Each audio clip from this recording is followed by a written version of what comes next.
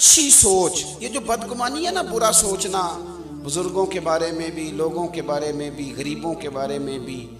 अगर किसी बंदे को 4 पैसे मिल गए तो ये कहना कि यार पता नहीं इसने कौन सा बैंक लूटा है, और अगर नहीं मिले तो कहना ये काहिल ही बड़े हैं, काम ही नहीं करते। हर जगह बदगुमानी। या अय्युहल्लज़ीना मनुज्तनिबू कसीरम मिनज़्ज़न्नि इन्न बअदज़्ज़न्नि इस्म। ऐ ईमान वालो, बहुत सारे गुमानों से बचो, बाज गुमान भी गुनाह है। अच्छा सोचें। हुजूर ने फरमाया कि सबसे बड़ा झूठ बदगुमानी है। लोगों के बारे में अपने ख्यालात को परागंदा कर लेना, बुरा कर लेना, बुरा सोचना, बिखर जाना ख्यालात का, ये सबसे बड़ा झूठ है। मुआशरे में जब सोचें अच्छी होती हैं तो मुआशरा सेहतमंद होता है। पाकिस्तान में ना डिप्रेशन के मरीज कोरोना के बाद 65% के करीब गए। किसी को थोड़ी सी टेंशन है, किसी को ज्यादा है। अब इसमें सबसे बड़ा ये जो टेंशन का मर्ज है, इसमें सबसे बड़ा मसला बदगुमानी का है। आप डॉक्टर के पास पहले दिन जाएंगे ना, मुझे टेंशन है, तो पहला सबक ये पढ़ाएगा कि अच्छा सोचा करो और जो रब ने दिया उस पर राजी रहना सीखो। टेंशन खत्म होगी। हुजूर सल्लल्लाहु तआला अलैहि वसल्लम ना अच्छी सोच लोगों के अंदर लाना चाहते, लोगों को लोगों के हक में नरम कर दे। रसूल पाक सल्लल्लाहु अलैहि वसल्लम एक दूसरे के लिए दलाइल देते। हर तबके की हुजूर ने इज्जत बयान की। मजदूर से, मेहनत करने वाले से कहा ये अल्लाह का दोस्त है। जो तिजारत करने वाला था फरमाया जो सच्चा ताजर होगा कयामत के दिन नबियों के साथ उठाया जाएगा। हर शख्स को एहसास दिया, अच्छा गुमान। अगर बिलफर्ज किसी वक्त आपको ऐसा लगता है कि फलां आदमी ये गलती कर रहा है, तो एक तो ये कि अगर वो बुजुर्ग है, कोई आलिम है, कोई अल्लाह वाला है, कोई हमसे बड़ा है, हमारा वालिद है, तो उसकी उस गलती को, उसकी तावील करने की कोशिश करें। अच्छा, अगर कोई अच्छा पहलू निकलता है तो अच्छे। एक औरत जा रही है तेजी से बेपर्दा गली में, तो बुजुर्ग फरमाते हैं उसे बेहया ना कहो, हो सकता है बेचारी का बच्चा छत से गिर गया हो, दुपट्टा माँ को याद ही नहीं रहा, दौड़ गई। हालांकि याद रहना चाहिए था उस मौके पर, लेकिन कुछ ऐसा करें कि जिससे हमारा ज़हन हर वक्त ना उलझा रहे। मैं बस बात ख़त्म करने लगा हूँ। सबक मैंने अर्ज़ करना तो मैं कर चुका। अगर गुमान हमारे सही रहने लग जाए ना, मैं मुल्क से बाहर था तो एक साहब मुझसे कहने लगे मौलवी बड़े बुरे हैं, पीरों का कोई हाल नहीं, सियासतदान सारे पाकिस्तान के ख़राब हैं, कौम सारी लालची है। मैंने कहा आप दूर बैठे हैं, आपको क्या बताओ। अगर मौलवी पीर कुछ नहीं कर रहे तो मस्जिदों के अंदर रमज़ान में हाफिज़ ज़्यादा होते हैं और मस्जिदें थोड़ी होती हैं, तो इनको कोई पढ़ा रहा है तो इतने बंदे पढ़ रहे हैं ना, कोई आलिम बना रहा है तो बन रहे हैं ना। कोई आपने कभी देखा है कि आज हड़ताल है मौलवियों की, जुमा नहीं होगा? क्या बात करते हैं आप, दूर बैठ के बदगुमानी। और जहाँ तक कौम का ताल्लुक है, जिस बेटी बेचारी ने खुद सिलाई मशीन पे बैठ के अपना जहेज़ बनाया था ना, जब जल्जला आया कश्मीर पे तो उसने भी कहा था अब्बा मैं 3 कपड़ों में चली जाऊंगी, ये जल्जले वालों को दे दे सामान। ये जवान जिनको लोग बड़ा बुरा कहते हैं, एक बाबा जी को खून की एक बोतल की ज़रूरत पड़ जाए तो 14-14 बच्चे गलियों में खड़े होते, इनको बुरा कहते हैं। हम अपनी सोच को ठीक नहीं करते। वो क्या कहते हैं, ऐनक का शीशा नहीं साफ करना, सामने वाले का मुंह ही साफ करते रहना है। आप थोड़ी सी तवज्जो दें। इमाम अब्दुल्ला जाफरी रहमतुल्लाह लिखा है कि सारा बगदाद जितना भी था सब इज्जत करता था हजरत बिशर आफी रहमतुल्लाह अलैह की। सारा बगदाद इज्जत करता, प्यार करता। नंगे पांव चलते थे तो जानवर भी गोबर नहीं करते थे गलियों। इतना अल्लाह ताला ने उन्हें एजाज दिया था, नवाजा हुआ था।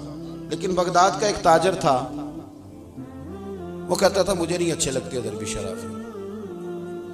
भाई तुम्हें क्यों नहीं अच्छे लगते, जरा वजह सुनना। वो कहता है इसलिए नहीं अच्छे लगते कि वो जुमे वाले दिन ना फर्ज पढ़ के चले जाते, बाकी मस्जिद में नमाज नहीं अदा करते। मस्जिद में कौन सी नमाज पढ़ना जरूरी है, वो पढ़ भी लिए। हमारे यहाँ ना बाकियों पर तो नहीं, पर पाबंदी होती है कि असर की भी पहली 4 सुनते पड़े, उस पर पाबंदी है।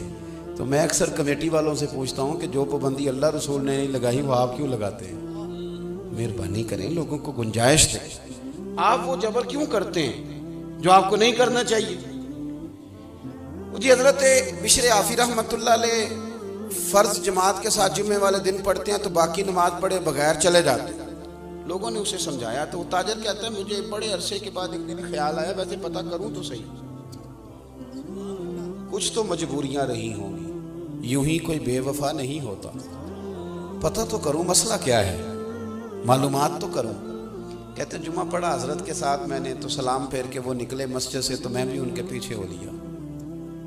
उन्होंने जल्दी से जाके ना तो एक नान भाई की दुकान से नान खरीदे, तो मैंने फिर बदगुमानी की। मैंने कहा ओहो, पीर साहब को भूख ने सताया था, इसलिए सुनन और नवाफिल छोड़ दिए।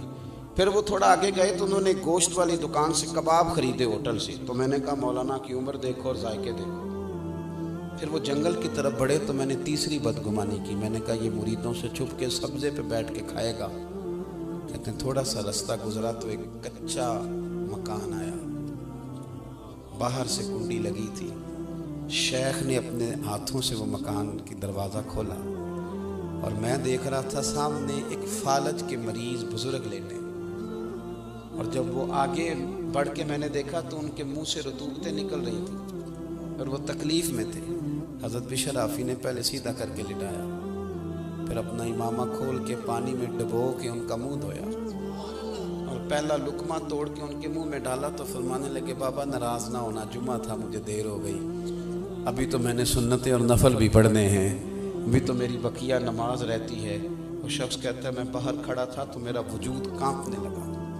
मैंने कहा मैं क्या कहता था, ये क्या बना, मैं कहाँ खड़ा था, ये क्या रंग निकल आया।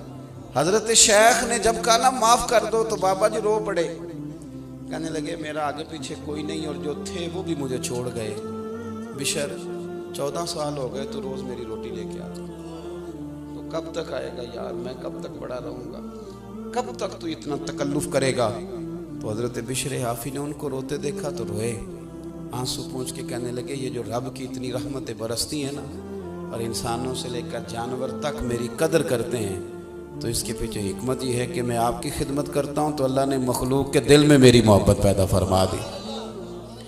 अपना गुमान ठीक करें, सोचें ठीक करें, हुजूर की ग़ुलामी में जो सोचें हुजूर ने हमें अता की उन पर तवज्जो करें। फिर देखें अल्लाह की मदद आएगी, महबूबियत नाज़िल होगी। जो हम करने के काबिल भी नहीं वो काम भी रब ले लेगा। जो बिल्कुल सोचा भी नहीं होगा कि मैं ये कर सकता हूँ वो भी अल्लाह की तौफीक से हो जाएगा। उलझना छोड़ दें, बहुत ज़्यादा बदगुमानियाँ छोड़ दें, बहुत ज़्यादा कहानियाँ छोड़ दें, नए नए उलझे सवालात और बिखरी सोचें। और हमारे बच्चों का ये कहना कि फ़लाना भी गलत फ़लाना भी गलत, तो भाई ये तो आपके ज़िम्मे ही नहीं, आपके तो ज़िम्मे अपना आप है। बुरे बंदे नूं लभन टुरिया सां जग ते मिलिया ना कोई, ते अपने अंदर झाती पाई ते मैथों बुरा ना कोई। तो इसलिए हुजूर सल्लल्लाहु अलैहि वसल्लम की जो इत्तिबा है उसमें हमें जो निखरी ज़िंदगी मिलती है वो हमें ताज़ा दम रखेगी, परेशान नहीं होने देगी, ख्यालों को आवारा नहीं होने देगी। अल्लाह के हुजूर दुआ करता हूँ जो मैं कह सका हूँ अल्लाह कबूल फरमाए। गुफ्तगू में जहाँ भूल गए अल्लाह दरगुजर फरमाए।